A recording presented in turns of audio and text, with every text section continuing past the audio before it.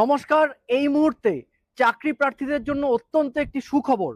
কিছুদিন আগেই সরকার একটি সুখবর দিয়েছিল যে যারা চাকরির জন্য অ্যাপ্লাই করবে তাদের বয়সের সময়সীমা আরো 5 বছর বাড়িয়ে দিয়েছে। তার কারণ তৃণমূল জামানায় এই দুর্নীতির ফলে যারা চাকরি পায়নি তাদের না হলে কি হতো, তাই 5 বছর বাড়িয়ে দেওয়া হয়েছে। আজকে একটি সুখবর দেওয়া হলো যে এখন থেকে রাজ্য সরকারের যে কোনো চাকরির ফর্ম ফিল আপের ক্ষেত্রে কোনো রকম টাকা দিতে হবে না। অর্থাৎ আপনি জেনারেল হন, এসসি হন, এসটি হন, আপনাকে বিনামূল্যে ফর্ম ফিল আপের সুযোগ দিচ্ছে রাজ্য সরকার। তার সঙ্গে জানিয়ে রাখি, এই যে এতদিন পশ্চিমবঙ্গ সরকার বা মমতা ব্যানার্জির সরকার এই 15 বছর যে টাকাগুলো নিত, এই দিনের পর দিন বছরের পর বছর চাকরির অ্যাপ্লাইয়ের জন্য টাকাগুলো নিয়েছে, সেটি যদি হিসেব করা যায় দেখা যায় সেখানে হাজার হাজার কোটি টাকা দুর্নীতি হয়ে গেছে। সেই টাকা দিয়ে কিন্তু ডিও দেওয়া যেত।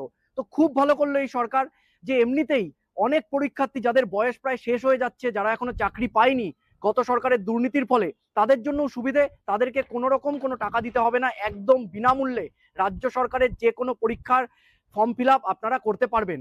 আরো কয়েকটি নিয়ম জারি করা হয়েছে এবং অতি শীঘ্রই এর নীতি বানানো হবে। কি কি নিয়ম?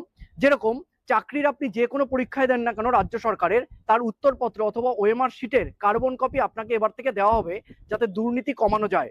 আরো একটি নিয়ম করেছে, এই যে পিএসসি বলুন বা বিভিন্ন কমিশন বলুন যেখান থেকে নিয়োগ হয়, সেই কমিশনে তো অনেক অন্যান্য লোকও থাকে। যেরকম এই কদিন আগে ধরা পড়লো যে সিরিয়াল অ্যাক্টর দিগন্ত বাগচি, সে নাকি পিএসসির সদস্য। এবার থেকে এগুলো করলে চলবে না, কড়া নির্দেশ দিয়েছে শুভেন্দু অধিকারী। ইন্টারভিউ এর ক্ষেত্রে লিখিত পরীক্ষার পর ইন্টারভিউ হয় যে কোনো চাকরির পরীক্ষায়, রাজ্য সরকারের যে কোনো পরীক্ষায় ইন্টারভিউ এর ক্ষেত্রে 5 নম্বর কমিয়ে দেওয়া হয়েছে। আর সবচেয়ে ইন্টারেস্টিং এবং সবচেয়ে বড় খবর এটাই যে 5 বছর আরো বাড়িয়ে দেওয়া হয়েছে চাকরি প্রার্থীদের আবেদনের বয়স সীমা, এবং তার সঙ্গে বিনামূল্যে ফর্ম ফিল আপ করতে পারবে।